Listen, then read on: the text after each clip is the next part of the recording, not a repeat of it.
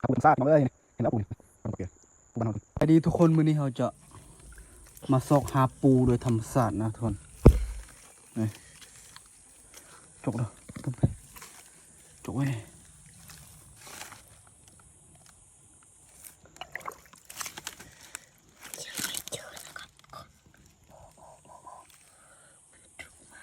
ปุ๊บไป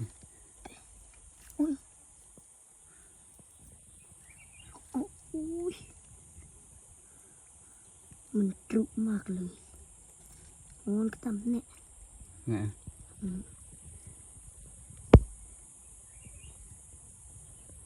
หาปูในดงในป่าทุกคน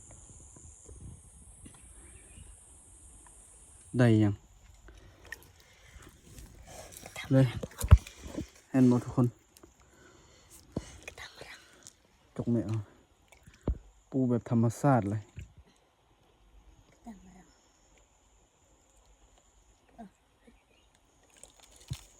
หาปูแบบธรรมชาติพี่น้องเอ้ยเนี่ย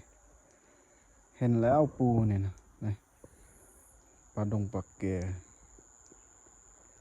ปูบ้านเฮาทุกคนมัวดูตรงนั้นมันจะมีหรือเปล่าทุกคนตอนนี้ให้น้องเขาหานะเพราะว่าคอยจะเป็นคนจับกองหรือว่าถือกองให้อักลังนะดูว่ามันเจอบ่ว่ามันบ่เจอนะสรุปรูตรงนั้นไม่เจออะไรทุกคนมีแต่รูวันเดียวได้เจอ